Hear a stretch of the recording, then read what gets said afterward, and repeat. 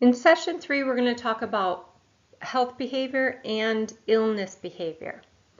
So the focus is looking at research, and I'm going to just quickly synthesize in this intro, setting the stage presentation on how socio-behavioral factors affect health, illness, and the way that we manage disease and illness, because these are shaped and influenced by determinants of health-related behavior.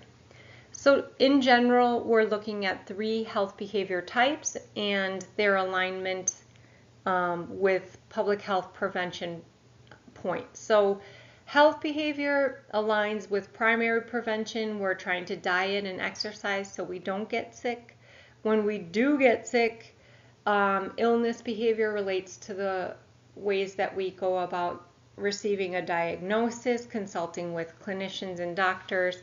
And so that represents secondary prevention, where we want to get screened really early for early detection of conditions that are already manifested. And then on the third level, disease management behavior. When we are diagnosed and we already have a disease, we're going to look at the behavior of self-care and how people adhere to treatment and their prescribed regimens. And that represents the tertiary level of prevention, where we want to treat our illness and maintain the sort of state that we're in so that no further declines occur and that we can prevent further complications. So let's get right into health behavior, and this is what people do in the absence of observable illness. So just to ingest, I resolved to drive path to gym at least twice a week. So health behavior determinants, they exist on the ecological level. So on the interpersonal level, the social, between people, you have parental role models, communications with peers and providers, and social support systems. These all influence health behavior. On the community level and organizational and societal levels, the way that dietary products are marketed, it's no coincidence that like sugar-laden cereals are going to be promoted widely during Saturday morning cartoons, etc. Societal norms, school lunch policies, these are all examples of macro level, wider, broad level influences on our health behavior. And then contextually, insurance coverage, sources of care like having a primary care home, and having routine physician recommendations. These are all things that influence our health. And so the largest overwhelming area of research given to health behavior has really focused on individual level factors. That's why I saved it for the end. We really try to focus on what people know and believe and think about staying healthy or engaging in health-related behaviors and intentions. But also, we've also, in partnership with psychology, look at how personality traits and types and our dispositions or overall coping styles have an impact on our health. So in the beginning, psychologists and anthropologists looked at correlations between type A and heart disease. For example, having a type A personality, which is characteristic of being a very high-strung individual, being a perfectionist, having little tolerance for anything less than perfection. And this has changed, however, though. Over time, studies have looked at how chronic stress exists in type A personalities, that it's much more, we can't just say if you have a type A personality, you're much more likely to get heart disease.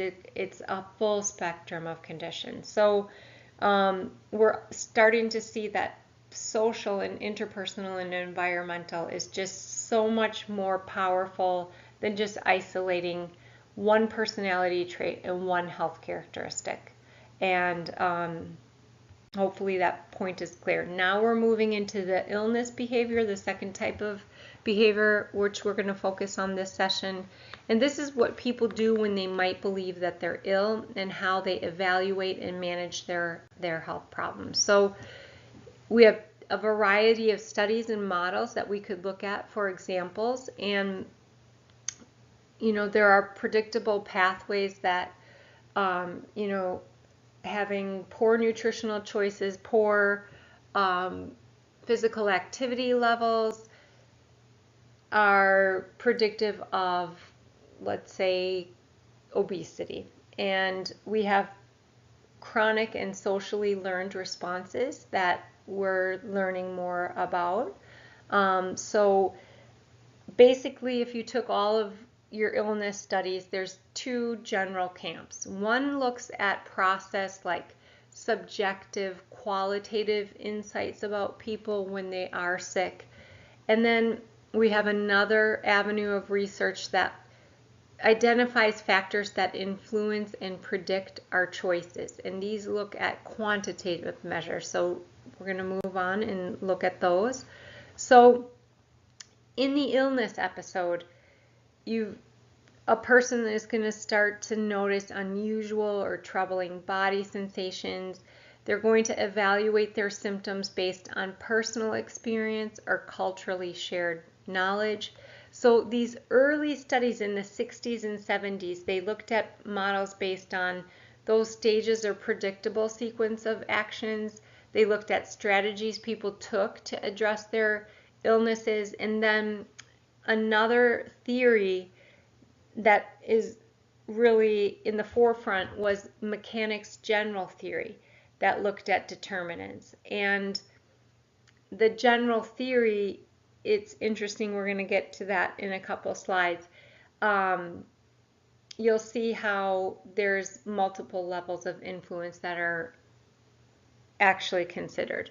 But moving from that in the 60s and 70s, now we're moving to a narrative approach. And this is really describing what the person's illness looks like, how it unfolds and emerges and either becomes worse over time, and then what it means. And so it'll be interesting in our discussion exercises to see some of those examples that you can share.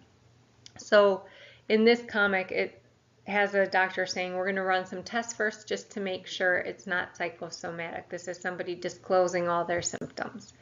So in the next section here, we're going to talk about how people manage diseases once they already have them. Once you're diagnosed with an illness or condition, what do we do? So a patient typically is going to be prescribed treatment and expected to follow medical advice. So we have a body of research that looks at compliance with treatment, and what do we find? We find 30 to 60% of patients fail to comply, and it's even higher for people with asymptomatic conditions. We have 50% of patients adhere to long-term care treatments, and 50% of patients don't even take their medications properly. Okay, it is essential for us to really look at patient compliance a little bit more. And typically, compliance was a concern for medical practice and clinical practice because they do the most treatment. But it is important to public health because longer life means we're having an increase in chronic conditions that demand long-term compliance in treatment and adherence. And so the majority of patient compliance studies existed, you know, in the 60s through the mid-90s.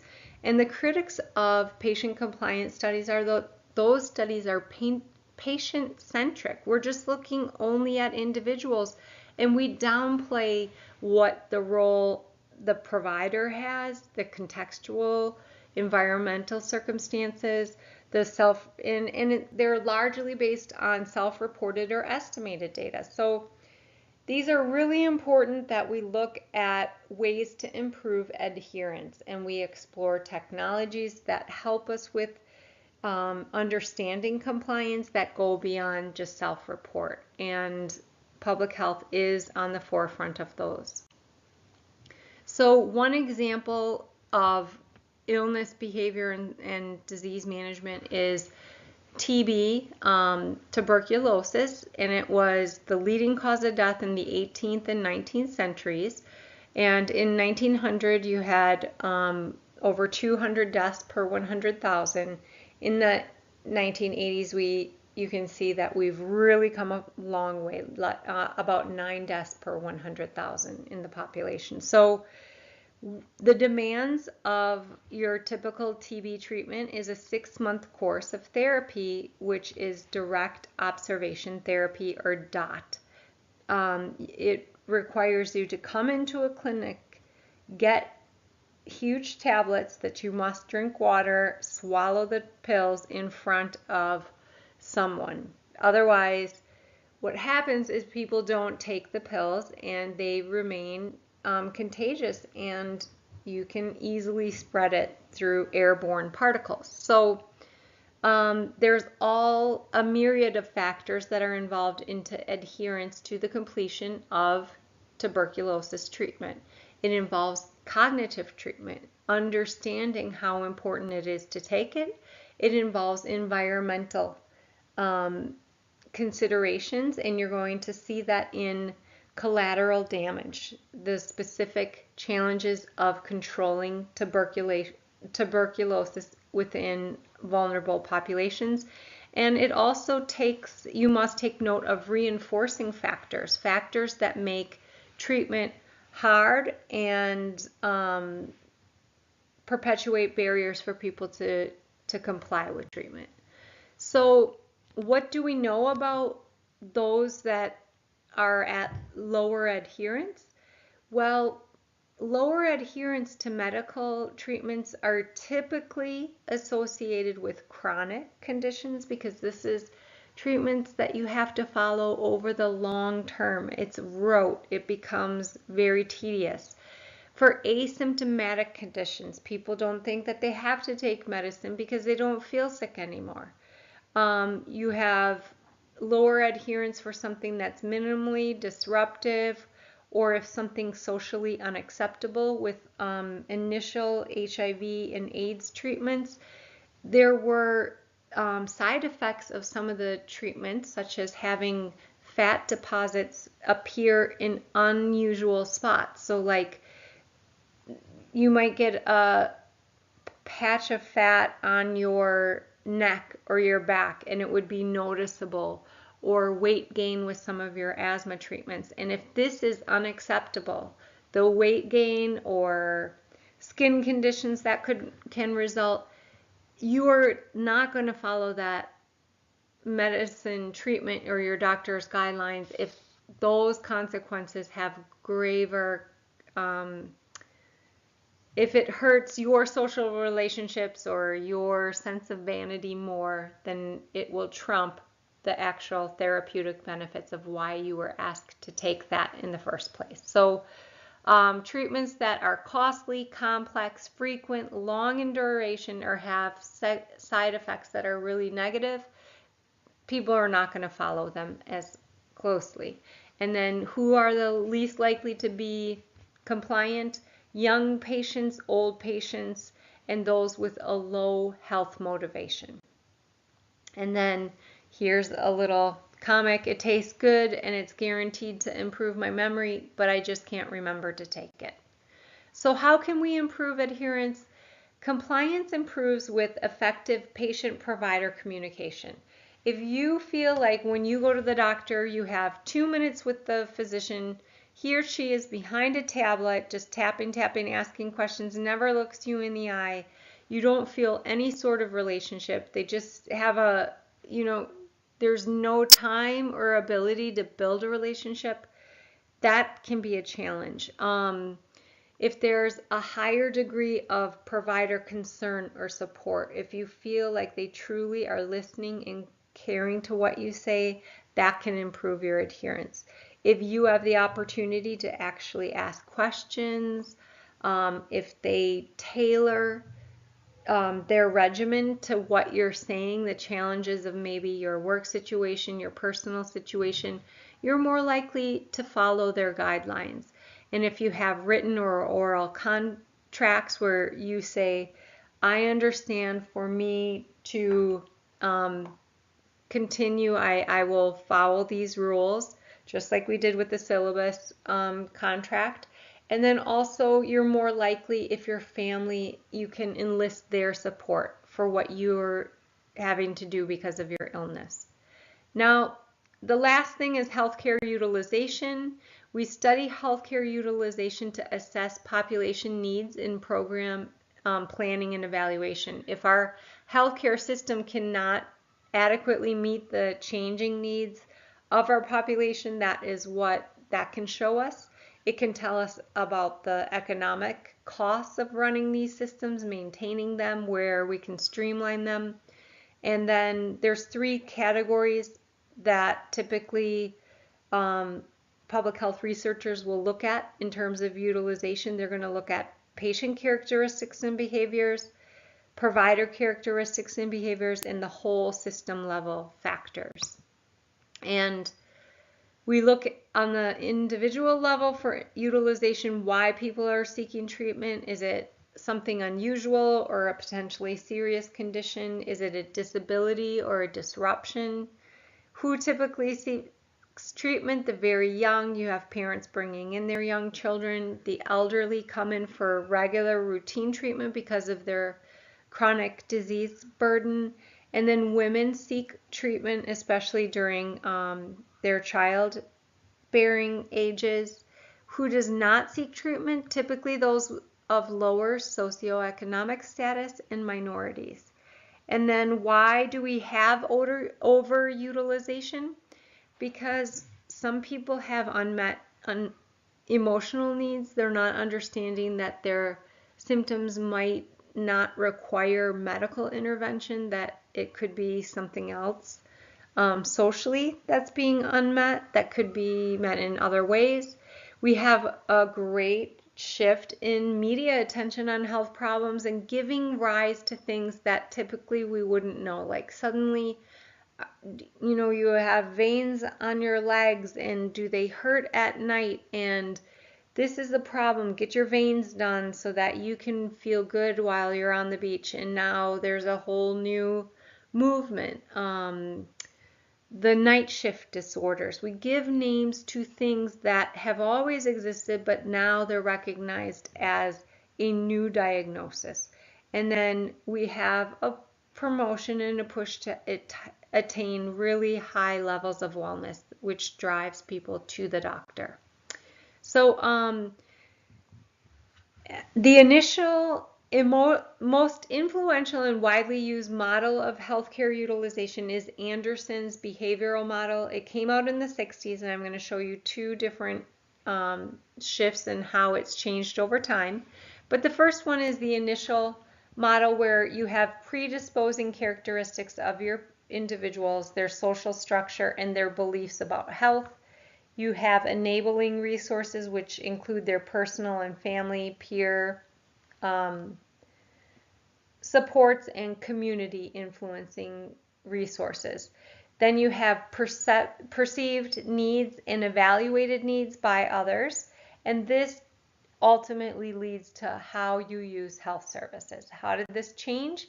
In the 80s and 90s, we start to add 2 much more contextual, broad level considerations to that initial one, and we add healthcare system and the external environment, because we realize we're so narrow in just looking at an individual and how they use the health system.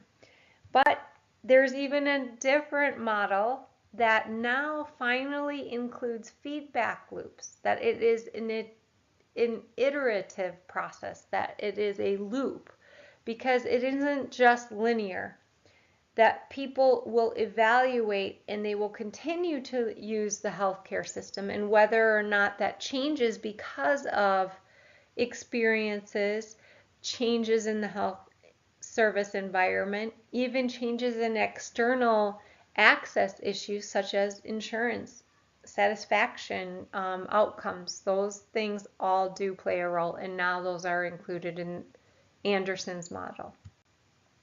So why do we study health and illness behavior?